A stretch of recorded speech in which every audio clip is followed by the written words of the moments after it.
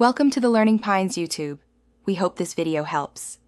You start by isolating the word visually and audibly so edits don't affect surrounding content. Scrub the timeline to the first frame where the word appears, set in /out markers. Once done, duplicate the video layer and the audio track because you'll be replacing or masking parts. Make sure to mute the duplicate while you experiment so you can revert instantly. This protects original material and speeds up testing. You'll learn why non-destructive workflow saves time and preserves quality as you proceed. Next, focus on the audio. Cut the precise region with small handles to avoid pops. You want about 1 to 0. 3 seconds of overlap for smoothing. Replace that gap with matched room tone or a short crossfade from adjacent audio because seamless texture prevents detection.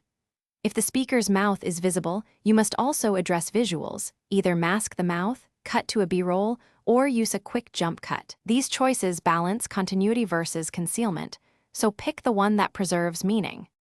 Finally, refine visuals.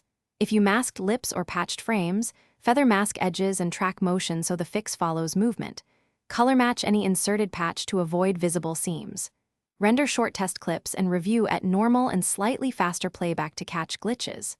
Once satisfied, render final export with original codec settings for consistency. If you see audio clicks or visual artifacts, go back to the duplicate, undo that change, and try a different handle length or a better matched room tone. Thanks for watching. Consider subscribing if we helped you.